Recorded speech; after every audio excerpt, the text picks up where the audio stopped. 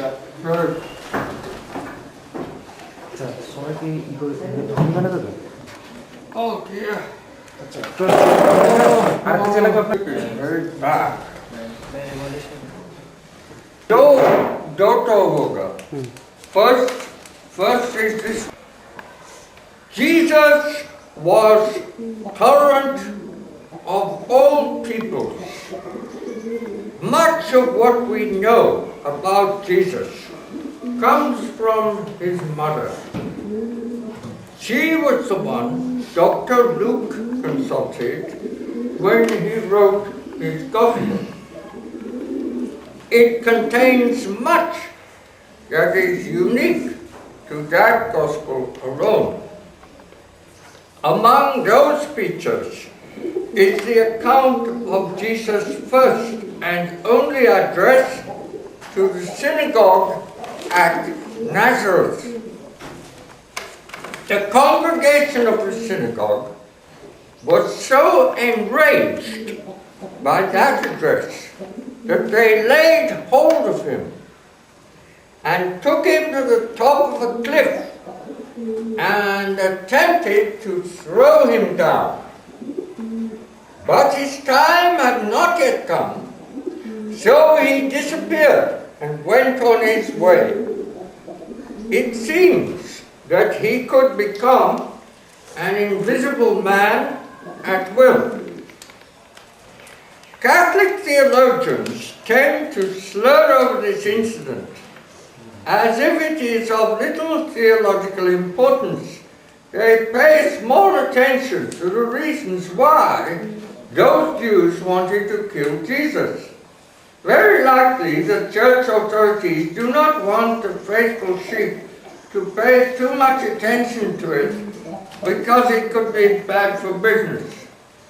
A close examination of the text of Luke chapter 4 verses 16 following and its references to the Old Testament prophets Elijah and Isaiah will show that the Jews of the synagogue were angry with Jesus because he was tolerant of their traditional enemies.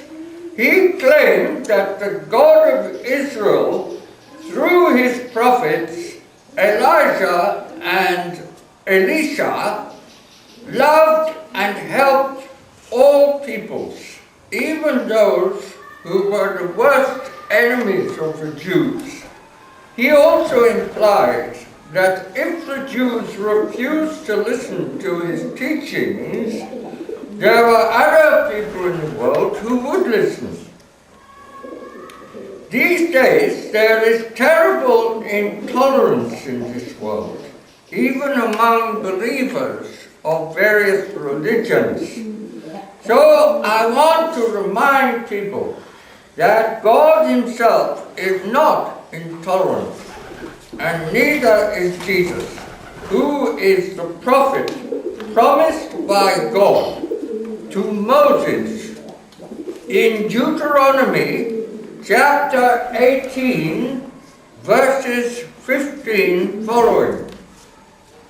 It is true that in Deuteronomy itself God said that gods other than himself were not gods at all. Of course, what else could he say? There is only one God, and he is it. According to Neil Donald Walsh, he has been looking around for a second God like himself for trillions of years and has not found one. This may be bad luck, but you can't expect him to lie about it. Those other gods were actually not God at all. Some of them, like Pallas Athene, were deifications of idealized ancestors.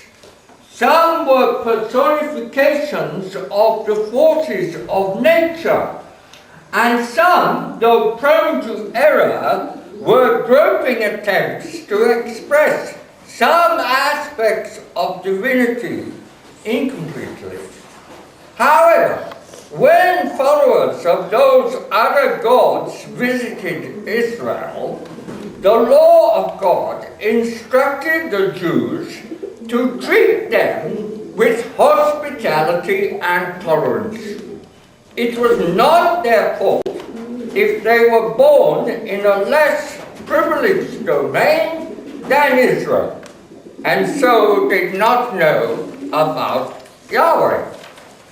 However, God did warn the Israelites not to follow the religious practices of some of their more notorious neighbors, such as throwing their own children into the fire to burn alive as sacrifices to Moloch, or having both male and female sacred prostitutes hanging about temples soliciting and crushing the testicles of boys for such purposes.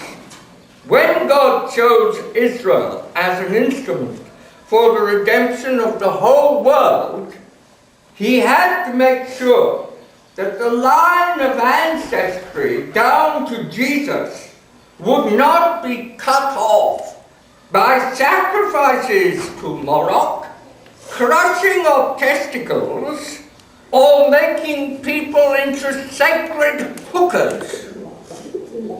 That is not intolerance, but plain common sense. So I claim that God himself and his prophet Jesus have always been tolerant in the true sense of the word.